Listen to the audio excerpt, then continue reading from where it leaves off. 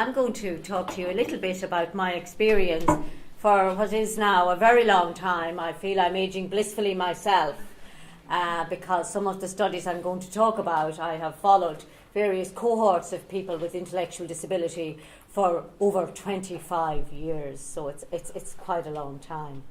But I have started off my career with a very acute interest in people with Down syndrome, and particularly the issue of dementia. And I do want to acknowledge a good colleague of mine, Dr. Mary McCarron, who's here, who I would have worked with in that initial time.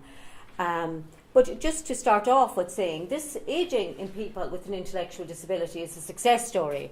And sometimes when we talk about ageing and generic ageing for us all, we talk about the doom and gloom of ageing. And I don't think anyone ever expected us to live beyond 65, or they'd never have managed the pension purse that they thought of at the time.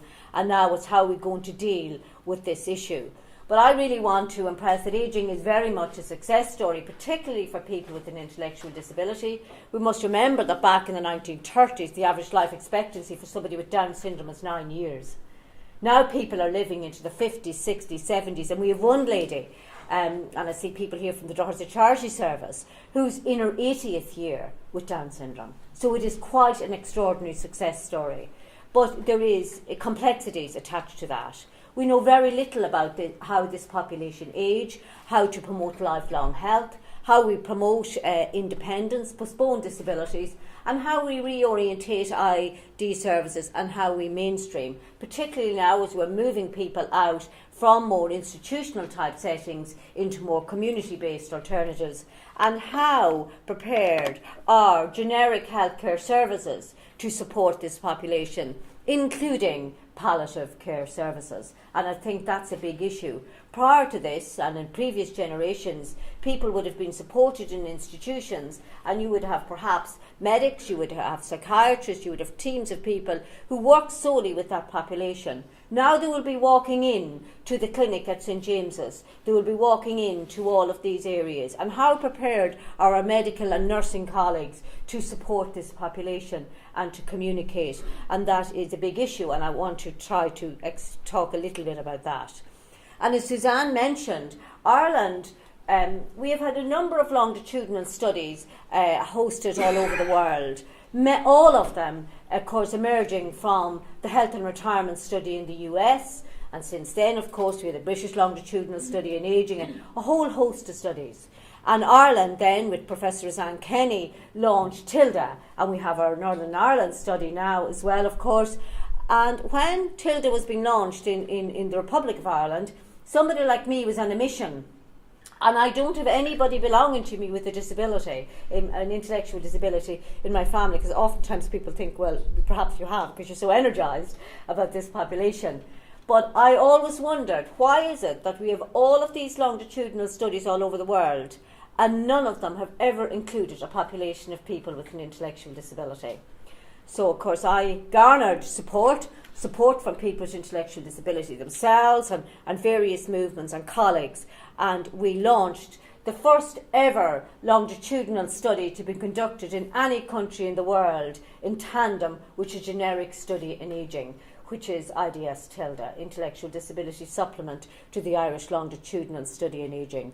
So now, for the first time, we're able to understand what are the key determinants of health and well-being for people with an intellectual disability, and how do they compare to those of the generic population. So I think that is really key and important for us.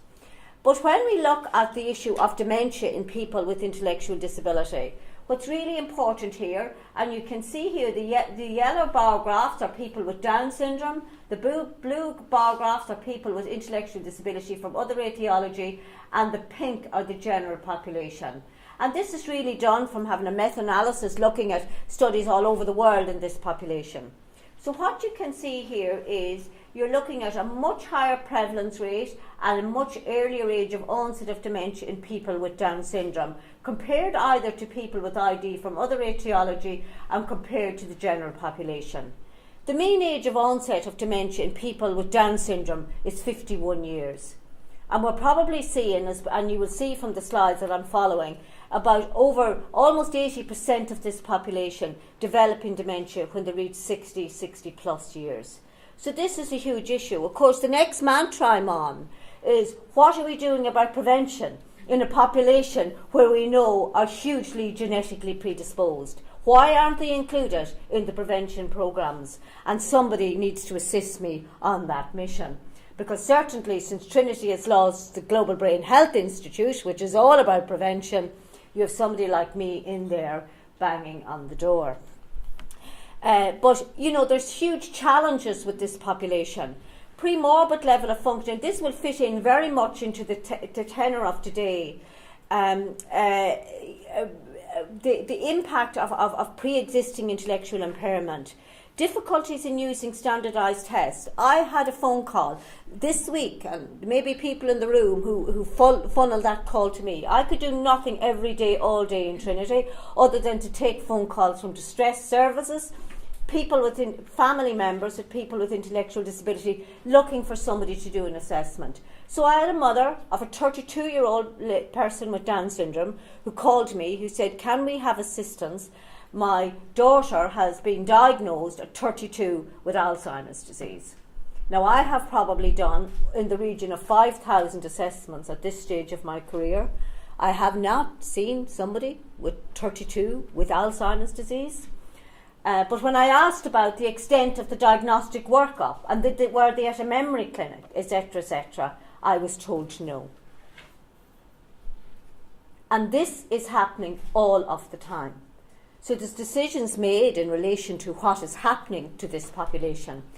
Now, that lady contacted 6 memory clinics in this country, and she was refused by each one of them to see her daughter, because access to generic services is based on chronological age 65 years and over, and it means that a population who's experiencing premature ageing simply are not able to access. So we have a fundamental problem. Communication challenges, impoverished care environments, and by that I mean, and this increases the complexity of diagnosis, if you've never been given the opportunity to make a cup of tea, to go out independently, to dress yourself, to manage money, you can't lose those skills. So this makes diagnostics even more complex. There's a huge lack of baseline assessment. As I've said, I've done over 5,000 assessments at this stage. The only way you can diagnose dementia in somebody with a pre-existing intellectual impairment is if you're able to understand decline from somebody's previous level of functioning. But very often people are in areas, there's a huge turnover of staff. No one actually knows whether Mary could dress herself, what level of independence they had, whether they could self-care, etc. So I see a lot of people, and when we talk about end of life and complexities in decision making, and they actually are beyond mid-stage dementia before there's ever a diagnosis made. So the whole issue around decision making and being part of it is really complex. International recommendation, and I'm part of a very large international group, we have recommended that people with Down syndrome have annual baseline memory screening or cognitive testing over the age of 35 years. There's a comprehensive diagnostic workup, person-centred care, staff training, service redesign and policy inclusion. This can happen. At the Daughters of Charity service, where I have been a policy and service advisor, we have set up a dementia-specific service, and it does work, is what I'm saying, but we have to have the will to roll that out. This is just showing you data on the 20-year longitudinal follow-up of a cohort of people that I have followed, and there you can see, I think all I really want you to look at there is the risk, the age at risk. And you can see here a 23% risk at 50 years, and that risk then increasing substantially to 45% at 55 years, but increasing significantly to 88% in the age of 65 years and over. We know that the prevalence of dementia in the general population is about 4.3 to 8.3% in people aged 65 and over. You're looking at something here that's grossly different. And here you can see some of the other complexities. This new onset seizure activity, which very much is unique to this population, to people with intellectual disability, those with Down syndrome. So almost 80% of this population, when they develop Alzheimer's disease, are developing new onset epilepsy or new onset seizures. The prevalence of new onset epilepsy in the general population when they develop Alzheimer's disease is about 11%. So you're looking again at something different. Now I could talk all day about why this is the case, but it's not the purpose of today. But you also look here at other things that also make diagnostics difficult. Very high level of things like hypothyroidism, vision impairment, hearing impairment, depression. If you don't have your glasses, and I've lost my good ones, and these are cheapies, I can't see. If you don't have a hearing aid. So there's a huge problem with both diagnostic overshadowing and undershadowing. And this all complicates decision making and capacity, and that's what's really important. This here is looking at mortality. Earlier studies would have suggested that this population declined very quickly and that the mean age of duration of dementia was about 3 to 5 years. This longitudinal study for over 20 years and following this cohort is showing a median survival of about 7 years. But some people surviving, but 50% of the population also surviving well beyond that, some of them to 16 to almost 17 years. And I see people who have experience of that agreeing with that.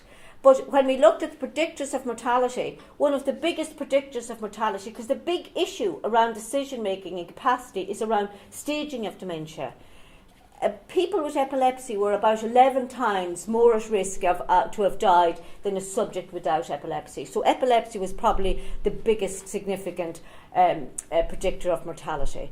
So what I'm saying is there's a substantial increase in dementia in people over 50.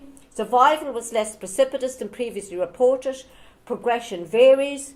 Anecdotal reports of people falling off a cliff really reflect unusual cases. High risk of new on seizures, little impact of level of ID, and increased survival at advanced dementia. And that's what's really important. We're seeing the advanced stage of dementia being really prolonged and people living for a much longer time. This is a study which you can pick up on our website. It is from though we have had 100 people that have died now in the longitudinal study over the last 10 years. And we have done in-depth work in trying to understand the experiences around end of life. I'm going to skip over this here pretty quickly in the interest of time, but one of the things that I do want to point out is point 4 on that. This difficulty in determining the terminal stages of the disease, lack of variability in people's response, lack of predictability of death, and difficulty in predicting surviving time. I'm part of a large international group where we have looked at developing a consensus statement, and you can pick up this article, it's just been published, looking at supporting people with advanced dementia. We held a big international summit in relation to this. And the key question was there a difference between terminal dementia in people with intellectual disability compared to the general population? And what we really found out, and the biggest challenge was around the staging, that the assessment test instruments that are recommended for ascertaining to transition to advanced dementia for the general population, such as the ones I have mentioned here, are not simply suitable. These instruments, as we know, if we are working in the general population, combine clinical impression with data on growing inability for the person to dress, to prepare meals, drink, eat independently, etc., etc. But what we see is that people with a lifelong disability or an intellectual disability often have significant deficits in many of those areas, particularly in communication, ADLs and IADLs.